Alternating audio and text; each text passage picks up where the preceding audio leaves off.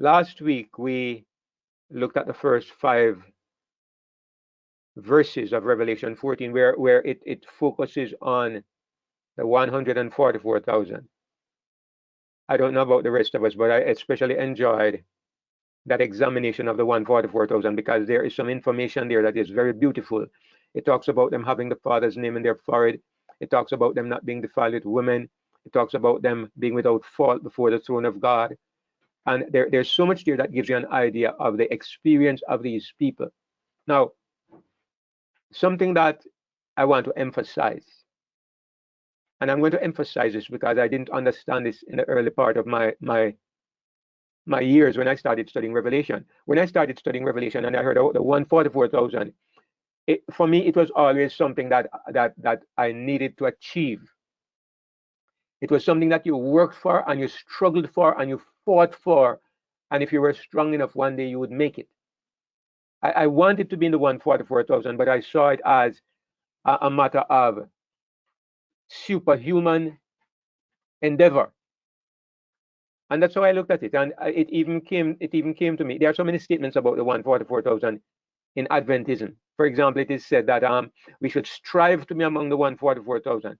It is said that among those who are waiting for the coming of the Lord, meat eating will be done away. There were so many things that you must do, and I strove to fulfill all of that. Now, the point is, I was focusing on the 144,000 as being a standard for salvation at first. But of course, over the years, I've come to understand, especially now that I understand righteousness by faith, I have a completely different perspective. I understand that the 144,000, yes, they're going to be a special group of people. Their Christian experience is going to be extraordinary, but not in order for them to be saved. And that took a great weight off my shoulder. You don't have to be at that place in order to be saved. Otherwise, so many Christians who have gone before would be lost. The 144,000 is not set before us as a standard in order to be saved. No, no, no. That's where I made a mistake and where a lot of people make a mistake. The 144,000 is God's demonstration to the universe of what the gospel can produce when the right conditions are there. God is making a demonstration to the universe. And we have come to understand, because as we have studied together, we have come to understand that the book of Revelation is more about a demonstration of the power of the kingdom. It's not a demonstration of how to be saved. If you only need to understand how to be saved, go read Matthew, Mark, Luke, and John. Read the writings of Paul. It is all there, laid out simple. So why is the book of Revelation there? It's not about salvation. It's about God's demonstration of his kingdom before the universe. That makes it beautiful, special, but also, if I don't get to be in that place, I don't need to worry about my salvation. But if I happen to be one of those who live in that place and in that time, wow, I have a different kind of privilege. It's like not everybody gets to be Moses. Moses only got to be Moses. Moses lived at that time and in that space, and he got chosen for that job.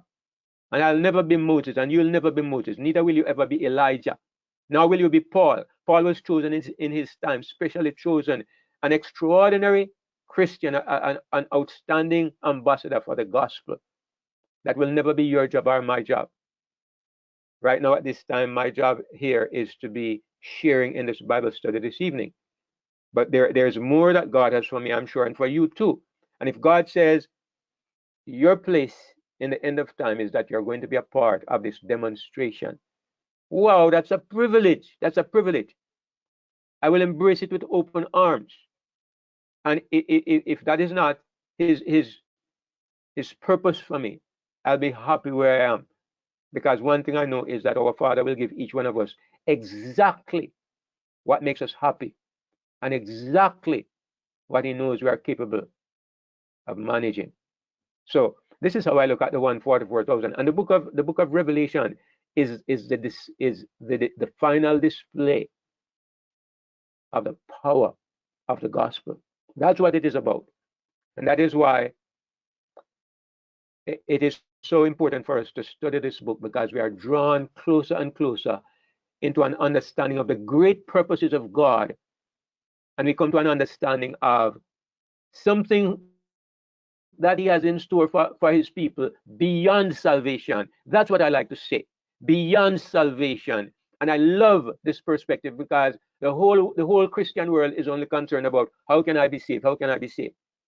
No, this is why most people never are interested in the book of Revelation. They stop with Matthew, Mark, Luke, and John because their only concern is salvation. But there is something beyond salvation. There is a greater purpose in the world and in the universe than your salvation and my salvation.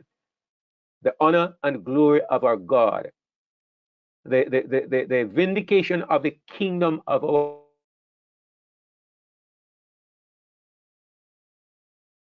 our Savior. These things, what the book of Revelation is about. So, the other thing is that when we look at the 144,000 here, notice, I know that not everybody is equally familiar with the book of Revelation, but Revelation 13 tells you at the end there that the beast compels everybody to receive a certain mark. And then you have the 144,000 just sandwiched in there, and then afterwards it goes right back to the mark of the beast. We're going to look now where it goes to the mark of the beast and the three angels' messages. But sandwiched between, everybody is compelled to receive a mark, and then the three angels fly. But in between, you see the 144,000. And the question is, why did God drop the 144,000 right in there? Because obviously there's no brick. There is a beast compelling everybody to receive the mark, and then the three angels fly. And they carry the three angels' message. The 144,000, why does God sandwich them in right here? Because God is answering the question. When the mark of the beast comes, who will survive? If you can't buy or sell and a death decree is passed, who will survive? Who will stand for God? And God just drops in the answer. He drops in the 144,000. And he shows you that, no, Satan is not going to win. The kingdom of Christ will triumph. There is a group of people, there's a representation of God's kingdom that will stand up in the midst of the darkness. And God shows you this to give you comfort, to give you assurance, to give you peace of mind before he goes back to the crisis. So I hope everybody understands what I just said. Now let me go back. Let me go to the Bible screen, or I don't even need to go to the Bible screen. I have another I have most of the verses on a PowerPoint. So let me go to the PowerPoint and all right. So I will use a PowerPoint because there are some illustrations that might be helpful, and we can use the illustration. So it says, so we just have seen the 144,000, and now the next verse, verses 6 and 7, it says, and I saw another angel fly in the midst of heaven, having the everlasting gospel to preach unto them that dwell on the earth, and to every nation and kindred and tongue and people. I have a feeling I'm going to keep skipping back and forth because here we see that there are several things in this verse that I want to focus on. First of all, when John says, I saw another angel. In fact, let me go to the Bible screen. I'm going to skip back and forth. But the Bible screen, because I can highlight the Bible more easily. All right. So Revelation 14. We see the 144,000 here. Going down to about verse 6. Verse 5, in their mouth was found no guile, they are without fault before the throne of God. Now, verse 6. I saw another angel. Why does he say another angel? Because he's simply saying, I've been looking at the book, I've been looking in this vision, and I've seen quite a number of angels. There are many angels. Okay. He saw 7 angels when he was looking at the trumpets. He saw angels around the throne. So he's talking, he has seen a lot of angels. So he says, I saw another angel flying in the midst of heaven, having the everlasting gospel to preach. Now, let me go back to the angel situation here. One of the things we can see here clearly is that an angel represents a messenger. one of the things that is very clear in the Bible is that, in spite of the fact that some people are so focused on angels, it is clear that angels have not been given the task of preaching the gospel. There is a certain pattern to how God does things, and one of the things that is a part of God's plan is that human beings are to carry the gospel to other humans. I think we have touched on this before, but I'm not going to go back into it this afternoon. But one of the things that is an important principle in God's way of dealing with humanity is that human beings are ordained to save human beings, are to carry the message to human beings. We pray for each other. We fight for each other. We witness to each other. And it has something to do with the principle of corporate identity. Just like how the only person who could save us had to be a human being. An angel could not save us. A divine being only could not save us. Jesus had to become a human being. There's something about a person of the same nature saving another person of the same kind. So, be that as it may, the brief explanation I want to give is that when John sees an angel flying in the midst of heaven, we're not talking about a literal angel with wings. Angel means in the Greek language messenger.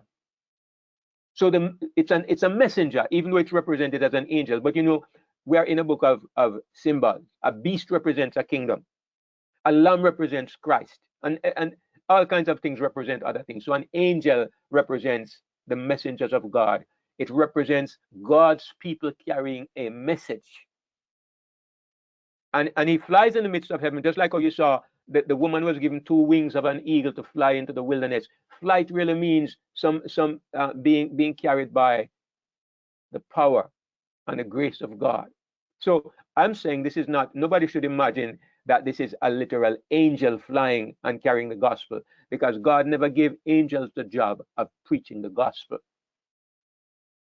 So the angel flies in the midst of heaven, and he has the everlasting gospel to preach. Now, it's interesting because this is the only place where the gospel is described as everlasting.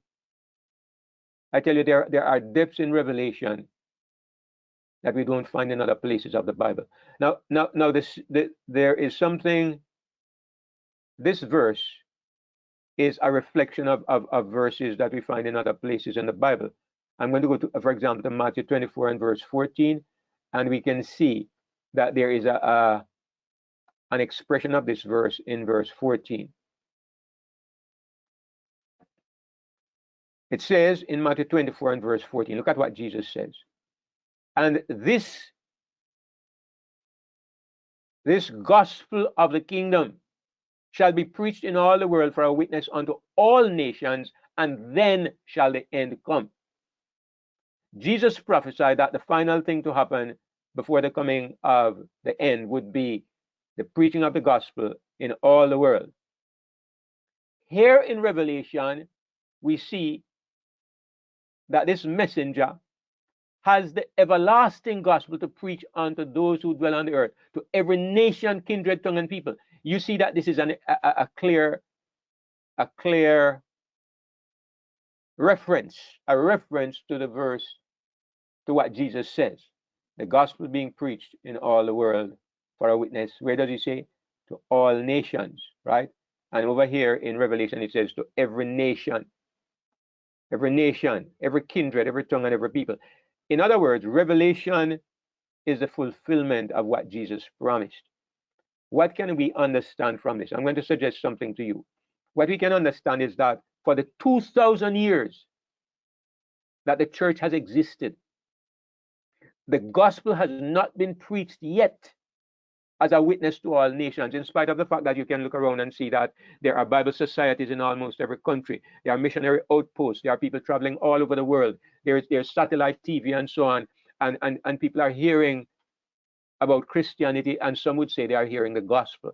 But this is not exactly what Jesus had in mind. What Jesus had in mind, and what we see in the book of Revelation, is that there is a great blaze of light in the last moments of time. There's a blaze of light. In a short moment of time, what could not be accomplished in 2,000 years will be fulfilled in a short moment of time. So it should be clear to us that several things must come together for this to happen. And that is why I am living in hope. I'm not discouraged. I'm not discouraged.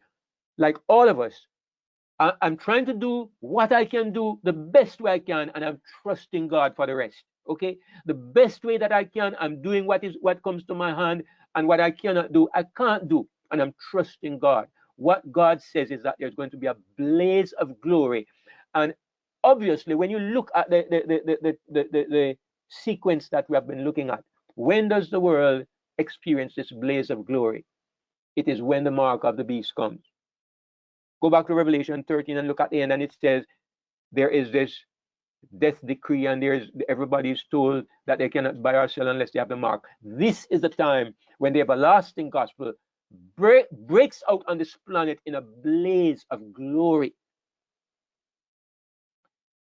And it goes to those who live on the planet. Every nation, every kindred, every tongue, every people. And look, why to every nation, kindred, tongue, and people? Because when you go back to Revelation 13, go back to the previous chapter and look at what it says at the end. It says,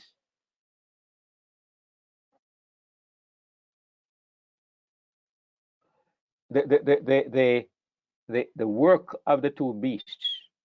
It says to those who live on the earth. It's speaking to people who live on the earth. And even if that might be limited to a certain section of the planet, the crisis spreads everywhere around the world. And so therefore, the message goes to everyone around the world. If you go back to chapter 11, for example, where it talks about the two witnesses, which is focusing on the same time period, it says, actually at the end of chapter 10, after eating the little book, the angel said unto John, the angel that came down with the book in his hand, you must prophesy again before many peoples and nations and tongues and kings. It's the same thing. Same time period, same event being given to us in a different context. So anyway, now why is it called the everlasting gospel? I'm going to suggest something to us, okay? I'm suggesting to us that our concept of the gospel, or what people say the gospel is too limited. Because in the context of people who think that the entire book is about our salvation, if it's about our salvation, when does the gospel begin? It begins in the Garden of Eden, right? It begins in the Garden of Eden, because the Garden of Eden is where our salvation became a question. That's where we needed salvation. That's where our destiny was jeopardized, in the Garden of Eden. So if you think that the gospel is only to do with my salvation, then it's not everlasting. It goes back in the past only as far as the Garden of Eden. You may say it goes forward forever, but it cannot go back forever, because sin never started until 6,000 years ago. But if this is really the everlasting gospel, remember the word gospel means good news. Gospel means good news. So what is the everlasting good news? Is it how man is to be saved, or is the good news for all eternity and forever the truth about the kind of person God is? Let me put that before you, that the everlasting good news is the truth about the kind of person the God of the universe is. That is the good news.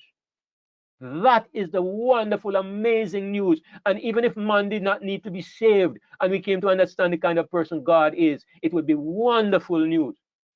The devil brought a lie against before the universe, and he accused our Father before the universe. And the good news is the answer to the lie of Satan.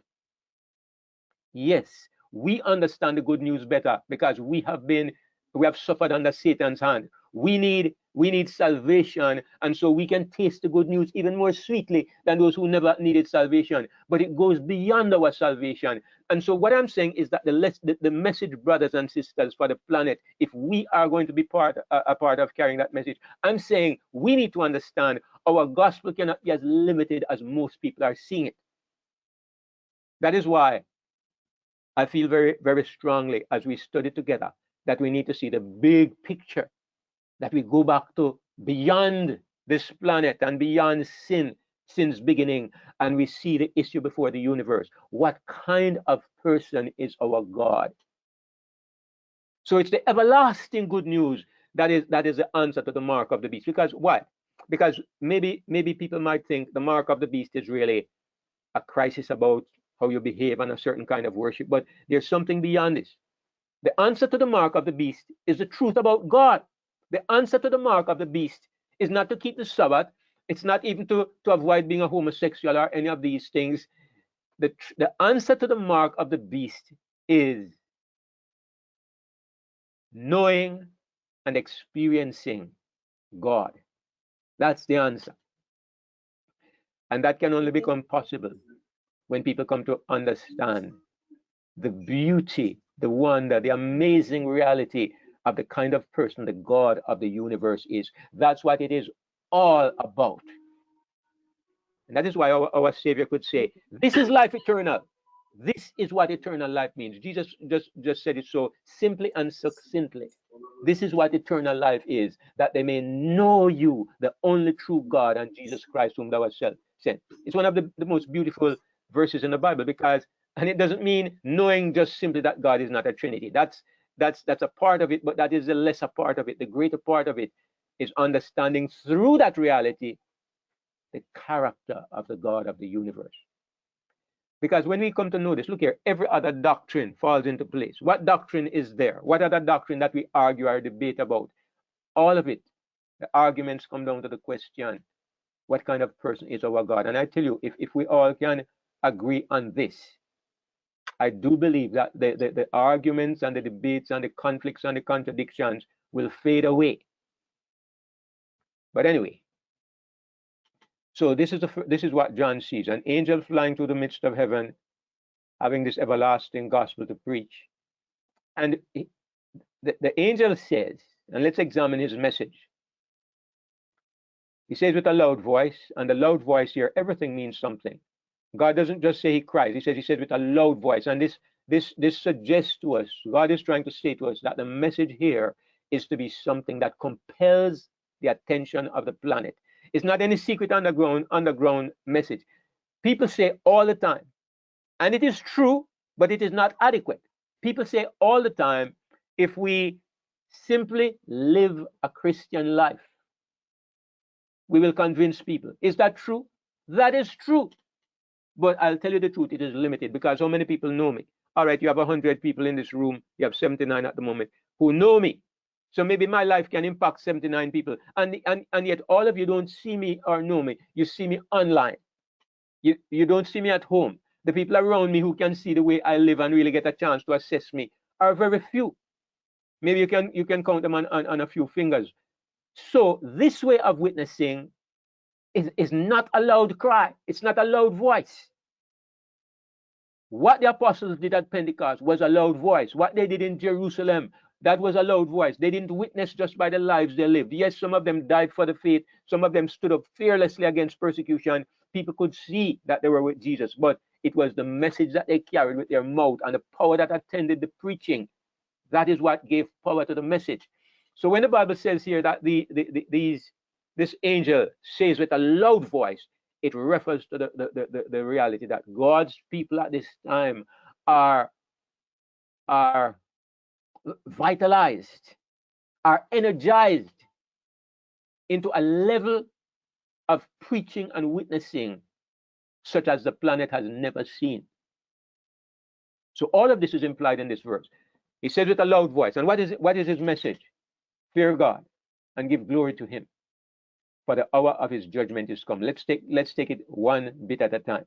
Fear God. Everybody understands we're not being asked to be terrified of God. We're being asked to respect and honor and exalt God.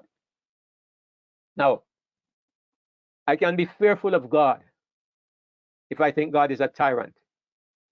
I can be terrorized of God if I think God is a magnificent, all-powerful, vindictive, vengeful God. I can be terrified of God.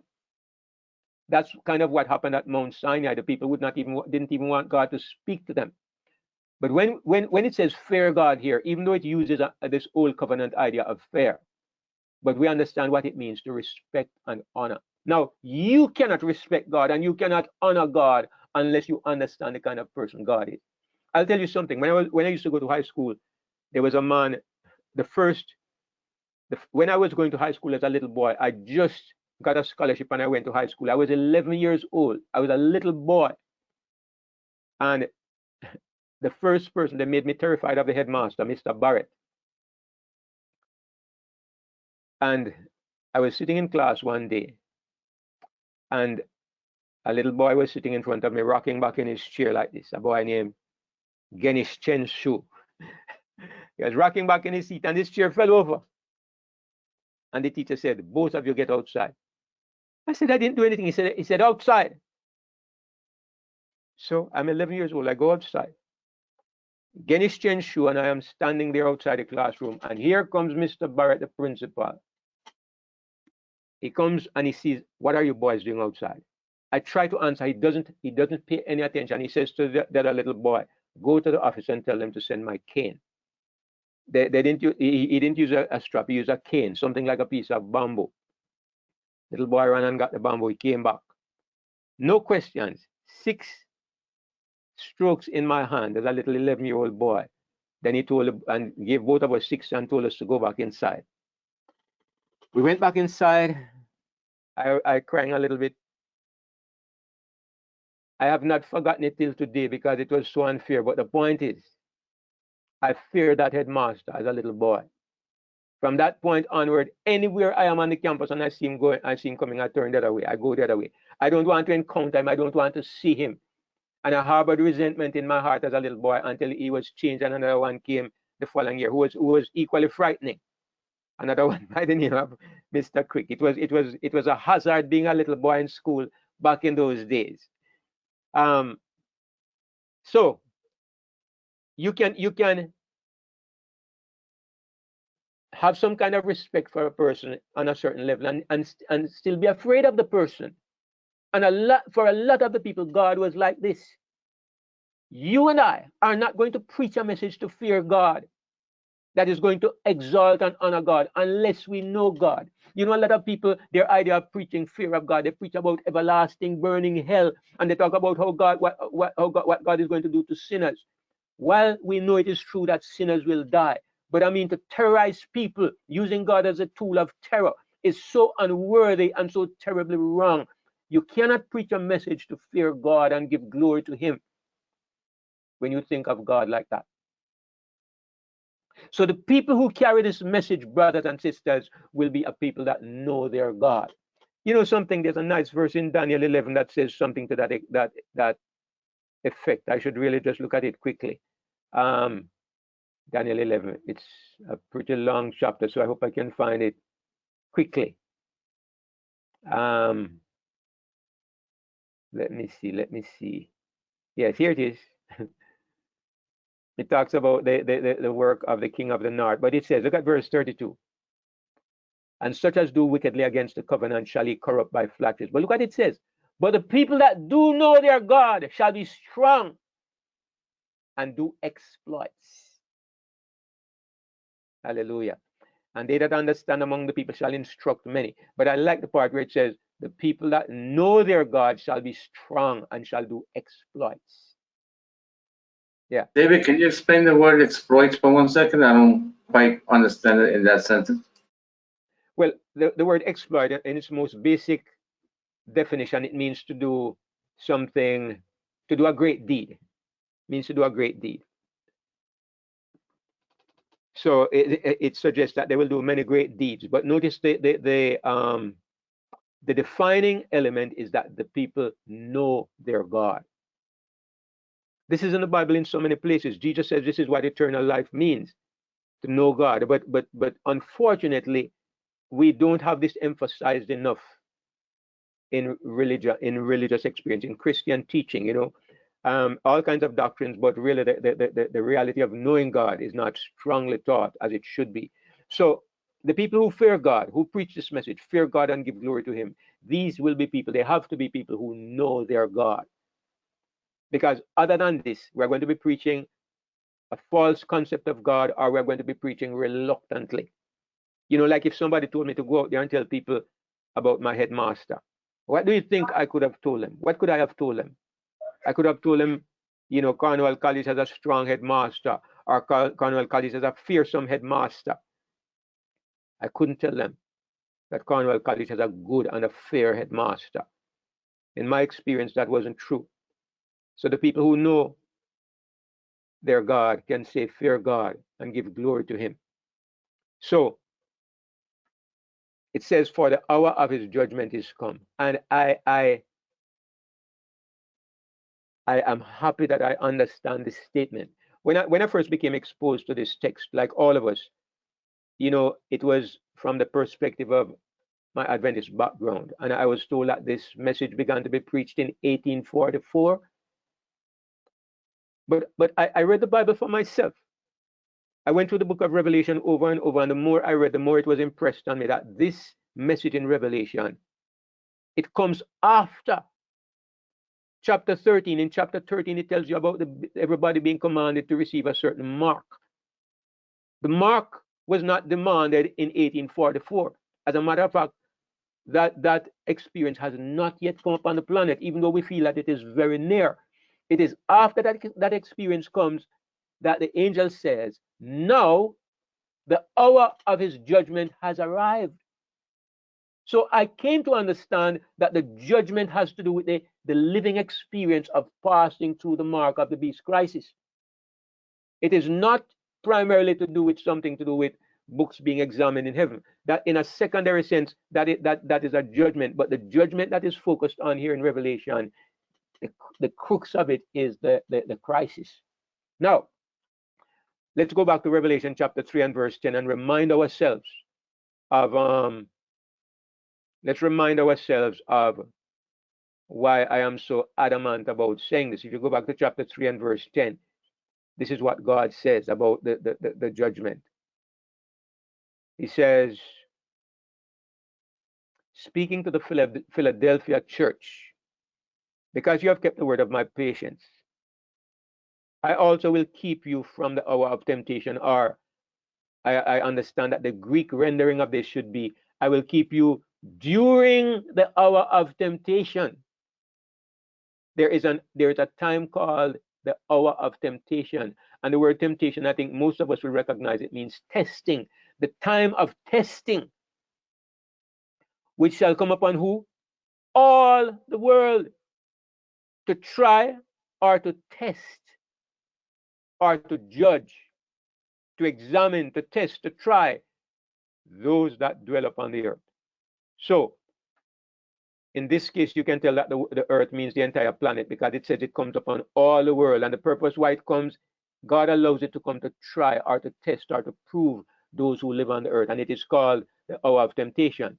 So I believe it's the same expression we have here when it says the hour of his judgment has come. The time has arrived for God to finally reveal the truth about people. The hour of temptation is to test people, to make every pot stand up on its bottom, to make everybody identify. If you want to use a common derogatory term, everybody is going to come out. Okay.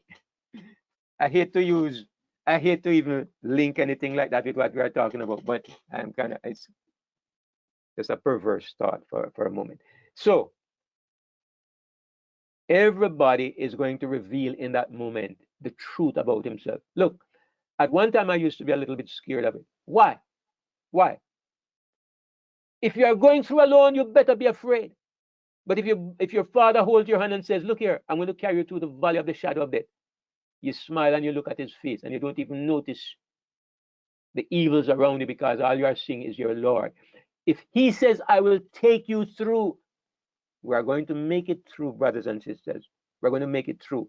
Praise our Father. He told us about it before it happens, and he's going to take us through. So I have absolutely no fear of this hour of temptation. The only fear any of us ever need to have in life is that we may let go the hand of our Savior. That's the only fear. But it is still true that if Christ is in the vessel, we can smile at the storm. It goes on to say, and worship him that made heaven and the earth and the sea and the fountains of waters. Now, there are two implications that I want to look at with this phrase. The people who say that the mark of the beast has to do with Sabbath Sunday worship, they look at this verse and they point out that it is remarkably similar to the fourth commandment. Because the fourth commandment says, in 6 days the Lord made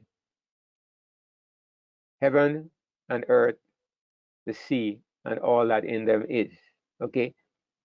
And of course, that is true. They point out that the fourth commandment focuses on God as our creator.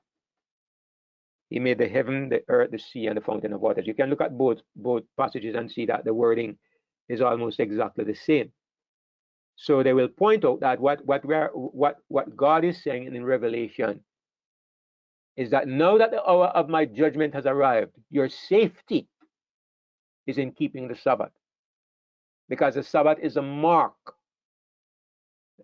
that God made heaven and earth and the sea and the fountain of waters. Now I will accept that it seems like a good point. And if you're going to say that the last crisis has to do with the Sabbath Sunday issue, to me that is the strongest verse you can find. That's the strongest verse. But I'm going to show you another perspective, because there's another way of looking at it. And you can accept whichever perspective you choose to, but this is what I'm seeing in it. Okay? It clearly is pointing to the fact that God is the creator of all things. It clearly, and it is asking you to worship the creator, worship the creator. Why is that so important in the age in which we live? Well, right now I could ask you the question, who or what is the God of the 21st century? Who or what is the God of the 21st century? And I will tell you the answer, and you will recognize immediately that what I'm saying is true. The God of the 21st century is the God of science. Pseudoscience. Right, let me say pseudoscience, because there's true science, but fake science, and even true science, okay? Even true science, because computerization and AI and all of that, it's true science, but it's how you interpret it and what you use it for. They have substituted God for science. Through science, they are manipulating the weather, they are manipulating the world, they are manipulating our food, they are manipulating drugs and chemicals, and they are infecting the whole planet. They are infecting the very fabric of human nature itself through manipulating science. Science is the God of the age. Philosophical science, psychological science, physical and chemical science, these are the gods of the age. And it is coupled to the theory of evolution that says there is no God. I see that God says, the message says, fear God, because men will respect and honor everything except God. That's where the mark of the beast comes from. And I see the call to worship the one that is the creator as a response to the fact that the whole planet is worshiping the creation instead of the creator. I see that the emphasis in the mark of the beast crisis, all of us, we get a glimpse of it. We have a suspicion of it.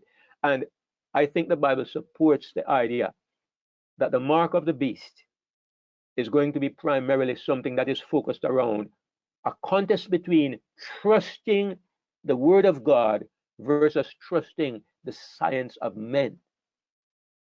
I believe this is what it is going to come down to, right? And we already see the battle lines being drawn sharply in this direction. In some of the things that have happened recently, in some of the developments that are taking place, their effort to turn men into women and women into men, and to claim that it is psychological science says that it is the way to help these people. It is psychological science says that you're a man born in a woman's body, or you're a woman born in a man's body, and you were born this way and there's no help for it, or you're born homosexual, and to try to change you is a defiance of true science, and you can be prosecuted. All kinds of garbage in the name of science. Nobody listens to God anymore. Even in the religious bodies, they're accepting evolution. They're accepting evolutionary science, that the world is billions of years old. Why? Because the pseudoscience says so, and Christians are teaching it in their universities, in their churches. The world has gone crazy in the name of science, and the fear of God has departed.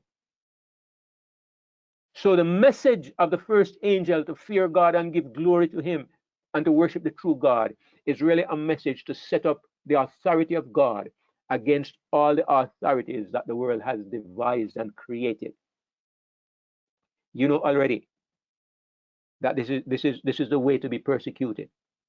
First of all, it's the way to be silenced on social media.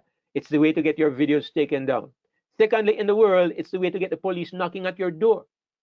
If the doctors say something and you say, no, I'm sorry, I can't comply to this, they can have the doctors knocking at your door. Recently in Jamaica, there was it's a dilemma, really. There was a mother in Jamaica recently who had a sick child, and I forget exactly what was the problem with the child, but they wanted to do some kind of procedure on the child, and the mother said no. She didn't want that to happen to her child, and she wanted to she was going to trust God. They got a court order, took the child from the mother, and went and did the operation. You're conflicted because you're thinking, did they save the life of the child? Was the mother right? Was she wise? And so you come to the question, who has authority over your children? And if you say, I want to trust in God, does the government have the right to come and say, no, trusting in God is a mirage? We won't allow you to trust in God. We are going to take this out of your hand. We're going to take your child and do what we think is wiser. And if the child dies, it's just too bad. Or if the child ends up crippled, it's just too bad. This is the kind of world that we live in. And so, supremely, the first angel's message is not a call to people to tell you that some tribunal is meeting in heaven. It is a very real face-to-face confrontation on this planet where those of us who are alive are going to be brought face-to-face with this judgment hour. Every person on the planet will have to make up his mind whether he will honor the God of creation or he will honor the God of the age, this pseudoscience. It will be a practical, living, dynamic experience of judgment. That's what the first angel's message is about. It's not about a theoretical, legal something happening in heaven. As we have seen before, the pre-Advent judgment in heaven is real, but it's more something that embraces an examination of the two kingdoms than something that jeopardizes us on an individual level. The individual judgment is this that we are looking at. This crisis brings the judgment to each person who is alive. That's what this judgment is about. 8, verse 8. And there followed another angel. And now we have two angels, but again, I'm saying it's not angels. It represents two great messages or two great emphases to the messages that we are carrying. So the first message is talking about our relationship in terms of our loyalty. Who do we worship? Who do we honor?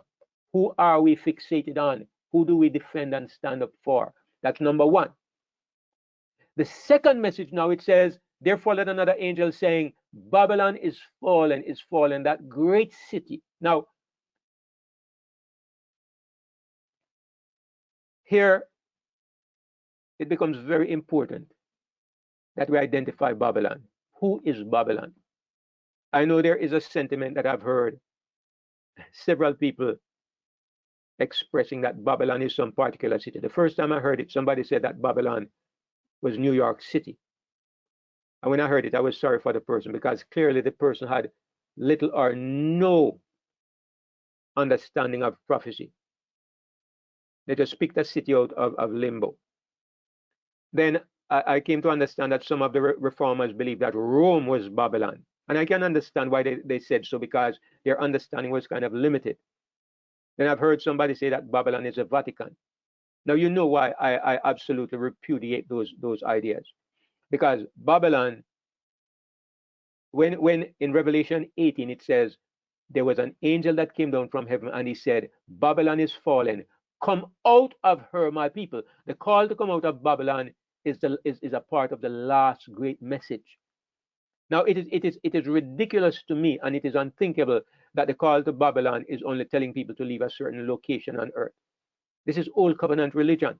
When God's people were called out of Babylon in the time of the Nebuchadnezzar kingdom, in the time of Cyrus, when they were called out of Babylon, they physically came out of a city and they left Babylon and they went back to Jerusalem. They went back to Palestine. This was literal. That was type. We're dealing with antitype now. The antitype cannot be equal to the type. If the type was a literal city, then the antitype cannot be a literal city. It has to be more than a literal city. And so we are told that God's people are to come out of Babylon. Where are they to come from, and where are they to go? If you leave Rome, where do you go? Paris? Monaco? London? Berlin? Where do you go? If it's a literal city, then your safety lies in getting in a car and driving to another location. Nobody, that is nobody's safety in the end of time. Our safety in the end of time is leaving out a state of spiritual darkness and apostasy and moving to a state of spiritual liberty. That is the safety of God's people in the crisis that is coming. Physical location is not what we are focusing on here. The angel is not saying, get on your donkey, get in your car, get in your truck and move to another city. That's not what the fall of Babylon is about. And this is why I insist, I believe that Babylon represents the system of fallen religion, the system of apostate religion. Now, why is this so important here? Because if you look at the first angel's message, where it says that God is calling for people to worship him, as opposed to worshiping the beast, the God of this world, the science God. What has Babylon done? Obviously and clearly, it's clear to me that Babylon represents the religious bodies that have bought the garbage of pseudoscience. The religious bodies that have accepted the authority of the 21st century God. They have swallowed it. My goodness, can we look at what is happening in the world today and you not see it happening? People who claim to be Christian and they are living by the philosophy and the wisdom of the world. You need to go and look at some of the clips of some of these people and the things they are saying about all kinds of things. You know, I don't want to touch on certain things and let them take down another one of my videos. Okay, but you can see it's frightening today to even stand up and quote the Bible. Police don't want to hear it. The government doesn't want to hear it. The school doesn't want to hear it. Nobody wants to hear anything about the Bible anymore. You who believe in the Bible are regarded as old-fashioned, narrow-minded, and stupid. And so Babylon, it was last week that the Anglican Church, last week or the week before, the Anglican Church officially decided to accept same-sex unions, people in the congregation as legitimate members who are involved in same-sex unions. They won't marry them, but they accept them if they have a same-sex union. This is supposed to be a Christian church.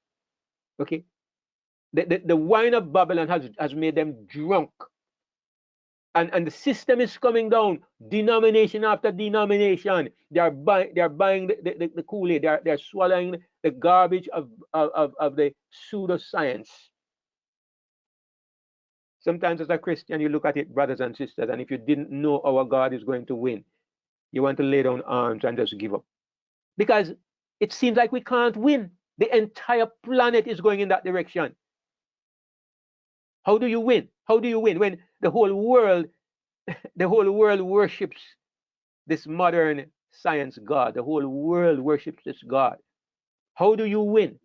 Because the very people who should be standing with you and who should be growing the Christian body, they are caving in, and you are becoming more and more isolated. How do you win? Only because we know how the story ends, and we know that God is on our side. So it says that Babylon is fallen, and it repeats it twice. Babylon is fallen, that great city, because she made all nations drink of the wine of the wrath of her fornication. And again, as we have said before, the word fornication is a telling word. Why? Because fornication has to do with the union of two bodies that don't normally belong together. They don't belong together. And over, the Bible uses the word fornication or adultery to refer to the union between God's people and the world. In fact, James says it very clearly. James says, you adulterers and adulteresses, don't you know that the friendship of the world is enmity against God? In fact, let me look at it and just bring it up on the screen here so we can.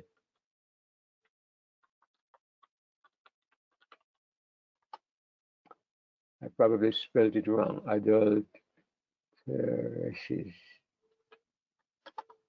No? No, I am spelling the word wrong. 4:4. James 4 and verse 4. Thank you. James 4 and verse 4. It says, you adulterers and I must have spelled it wrong. You adulterers and adulteresses, know ye not that the friendship of the world is enmity with God? Whosoever therefore will be a friend of the world is the enemy of God. He's speaking to us as Christians, religious people, and he says, adultery spiritually is for you, a child of God, to be a friend of the world. And we know he doesn't mean if you have friends among people who are non-Christians. He's talking about where you become involved in their ways, you become involved in their affairs, that you begin to think like them. To be a friend, in the true sense of friendship, you become wrapped up in the person, right? And they begin to influence you more than you influence them. So anyway, what I'm saying is that this is the biblical concept of adultery. It's it's you who belong to God becoming wrapped up with the world, and this is a crime of Babylon. So God says, Babylon made all nations drink of the wine of the wrath of her fornication. And we can break this down also, like we have been doing. And what we can see is that wine is something that you drink. It's an intoxicating drink. And when you drink it, it makes you lose your balance and your balanced orientation in relation to the world. I used to when I was a teenager, I took to drinking a little wine. I never drank hard liquor much because, thank God, I never got addicted to that. But now and then I drink a little rum, which is a very strong alcoholic liquor, and I would drink some rum punch. And mostly if I went to a party or if I followed my friends out on the road, they might go to a bar and drink something. And I drink with them, but I never enjoyed it really. I would like drinking wine. I enjoyed wine. And rum punch I would drink, but rum itself, it was hard. And beer was difficult for me. But I did it because of my friends. But if I went to a party, I'm normally shy, right? I didn't have the lyrics and the arguments to start conversation with girls and so forth. Take a little liquor, man, take a little wine, take a little rum punch or something, and my tongue would loosen up, right? And I'd find myself being full of arguments and lyrics. Because I lost my balance, I lost my orientation. I started thinking in a way that one of the reasons why I am a little bit withdrawn and shy. I'm trying to psychoanalyze myself. I was kind of insecure as a boy, so I grew up kind of protecting myself. I don't want to embarrass myself or put myself in situations where I look stupid, so I protect myself. I'm careful how I speak. So when I'm not preaching, I'm guarded. When I'm preaching, I let go for some reason, but when I'm not preaching, I tend to be guarded. Now I'm not like Howard. Howard, he just doesn't care, but I'm not like that. I tend to be more guarded. So me now, I need a little wine to make me lose my balance, to make me stop thinking in my careful way. And then I start behaving like a fool sometimes, right? And when you're drunk, it doesn't matter. You behave like a fool and it doesn't matter to you. And what God says is that Babylon has taken wine and she has turned into a fool, and she made everybody drink the wine that has been created. And what is this wine that is created? Let me explain the nature of this wine. She, Babylon, has mingled with the world to such an extent that she has produced a doctrine that is half God and half the world. That's the wine of Babylon. Half God, half Christianity, and half the world. That's the wine of Babylon. It's the most dangerous beverage. It's the most dangerous mixture.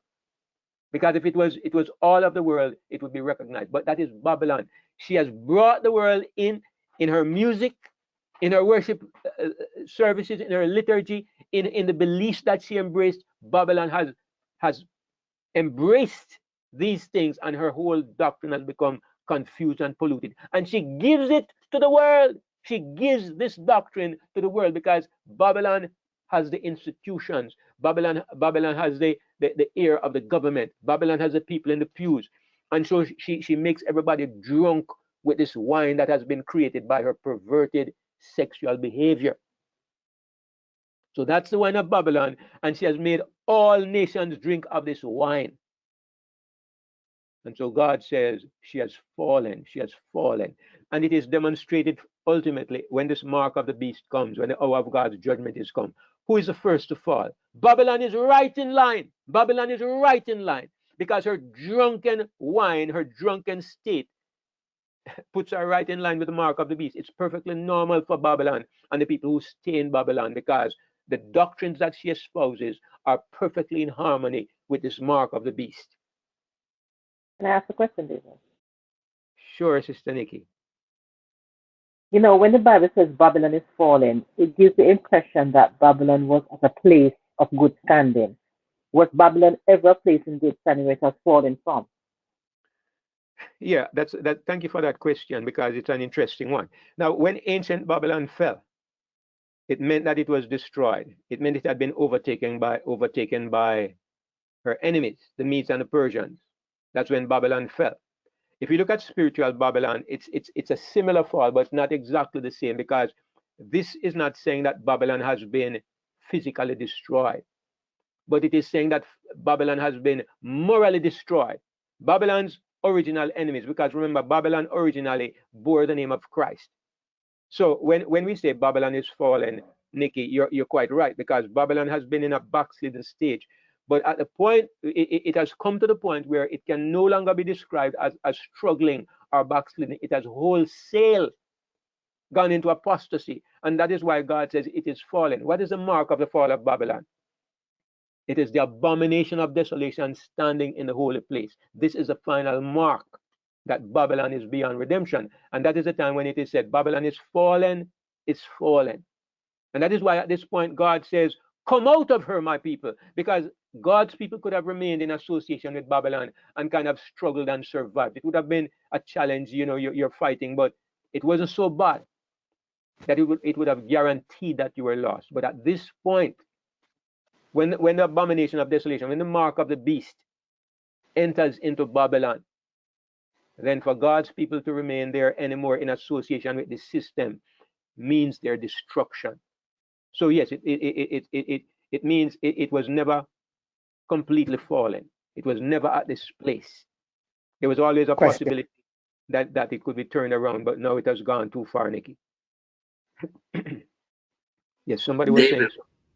David, what about Question. Just before everybody raise, somebody said question. I heard somebody say question. I said that. Aeon. Oh, all right, yes, and then Brother Raymond afterwards.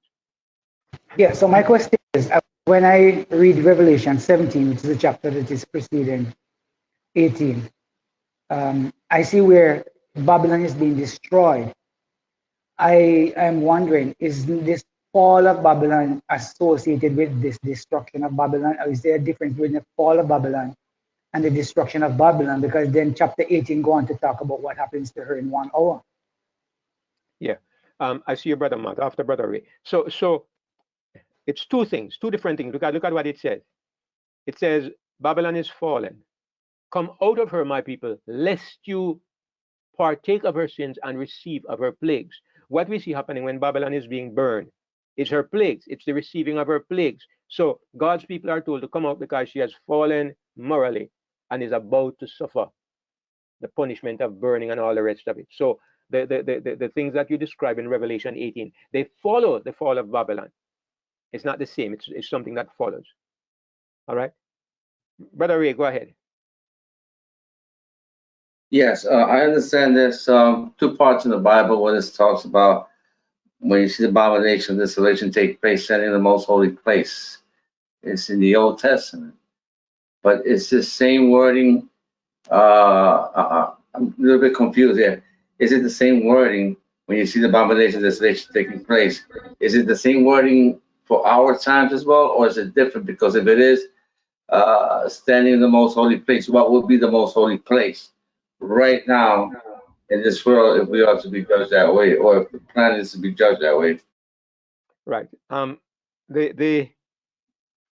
The phrase is in Daniel, but Jesus used it and Jesus applied it first of all to the destruction of Jerusalem. But I have a video on it that I would recommend that the question you're asking, I address it on the video because it really is a little complicated to deal with it at the moment. It would take us right off track completely. But in short, what I would say is that when Jesus says you shall see the abomination of desolation standing in the holy place, he was referring to the surrounding of Jerusalem. The holy place was the holy ground extending outside of Jerusalem, because he said when you see the armies standing where they ought not, when you see Jerusalem surrounded with armies. So what Jesus referred to as the holy place was the ground around Jerusalem, and we know that at that time it was no longer holy ground, but Jesus referred to it as holy because he was speaking according to the thinking of the people. And I would say the same thing applies today. What do people think of as holy ground today? It's a church. Okay, so we know it is no longer holy, but Jesus still the word still applies to them because this is the thinking of people. That's why I use the word holy place to refer to the churches, because that's what it ought to have been, even though we know the glory has departed. But So it's this similar. falls into the category of denominationalism then, because they are as a whole. That's absolutely what I believe. Denominationalism. The only people who will be spared are those who get out of the churches, which constitutes modern Babylon in my understanding. Brother Matt, you can go ahead. It was an accident. I didn't mean to press the button. I apologize. Okay. All right, no problem. So these two messages, they are followed by a third message, and I know the third message is the one that we focus on most of the time. But when you understand the messages properly, it's not even three distinct and separate messages, although there are three emphases. It's really a part of the one great crisis. And there are three emphases that come out of it. Number one, who do you worship? Number two, what are you associated with? And number three, the mark issue itself, right? So to survive the mark of the beast, there are two things that you need to understand. First of all, who do you worship? Number two, are you disassociated from the fake religious system? Those are the two critical things that I see God mentions. First of all, we know God and we worship God. And secondly, we divorce ourselves from the fake religious system. And if these two things are in place, then we are prepared for the third element, which is the mark of the beast. So even though it's all part of one great package, God tells us, first of all, how to escape the crisis. And so I would say, number two, most of us are there. We have already came out of the Babylonian system, but it should not be just with our bodies, but in our minds and our thinking. That's why I believe, and I see your brother Modest. I believe that, there are many people who have come out of, they are divorced from the Adventist church or some other church. They have been disfellowshipped and they have left, but they have maintained the same kind of thinking. To me, that is dangerous. They still believe that the system itself is is holy. They say we have to use a name. They maintain their connections, and they still believe that somehow God is going to clean up the system and it's going to triumph, and so they maintain that contact with it. And I believe that you're in a dangerous place, because you still are in a position where you're being influenced by the system.